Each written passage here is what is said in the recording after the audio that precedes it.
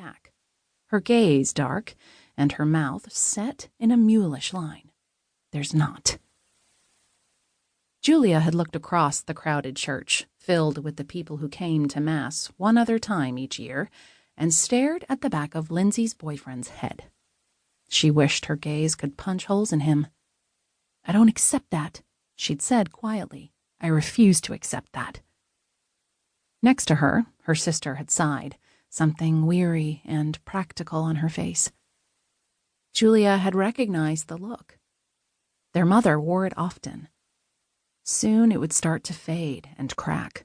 Around it turned into beaten-down resignation. "He's not a nice guy, but at least it gets me out of the house and away from Dad every now and again," she'd said. "That's not nothing." Their brother, Jimmy, the meanest of their 3 older brothers, had turned around from the pew in front of them. He looked more and more like Dad by the day, and the nasty look he'd thrown the 2 of them had shut them both up instantly. Sometimes Julia lay in her narrow cot in the dorm, squeezed her eyes shut so tight she expected all her blood vessels to pop, and wished for something to save her, for some way out, for the limitless, oversized life her college friends had waiting for them, with no boundaries in sight, no rules, nothing but their imagination to lead them wherever they wanted to go. Maybe she'd always known that she wasn't going to get any of that. And maybe her father had been right to oppose her going off to college, because all it was going to do was break her heart. Worse than if she'd been a good girl like Lindsay and done what was expected of her. Hopelessness only hurt if you were dumb enough to hope for something different. Julia couldn't remember now when she'd first realized that her father was unusual, that he was the reason the other children kept their distance from the Sheeran family. But she could remember distinctly the first time she'd Googled her father's name and found a wealth of information about him, just right there online, for anyone to see. She'd always known her father was a bad man.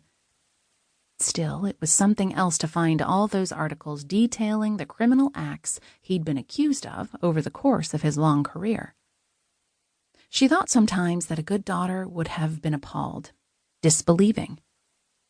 But she'd looked at her father's mugshot in an article from the front page of the Boston Globe, and she'd believed. She'd known.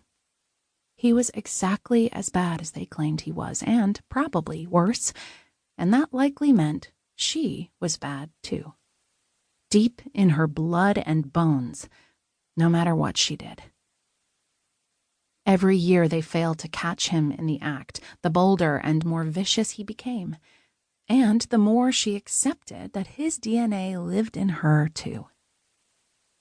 Because if Julia were as brave as she pretended she was when she was across town on a pretty campus where she could squint her eyes and imagine she was someone else's daughter, she would have called the FBI herself. But she wasn't brave. She didn't point the car in some other direction, drive for days, and disappear. Instead, she was obediently driving home to face her father's rage, and the back of his hand, and whatever other treats he had in store for her. Her throat might be dry with fear, and her heart might be pounding, but she was still doing what he wanted. In the end, she always did. All things considered, maybe Lindsay's grim acceptance was the better path. Julia liked to put on a good show, but they were both going to end up in the same place. Her stomach was killing her, knots upon knots. She eased her car to the curb and cut the headlights, then forced herself to get out into the cool night air. It was a force of habit to park a ways down the block. There were always flat-eyed men coming and going from the house, and it would go badly for her if she inconvenienced any of them. And Mickey was never satisfied with small displays of strength when bigger ones could cow more people and show off his cruelty to greater effect. In his circles, the crueler he was, especially to his own family, the more people feared him. And fear was what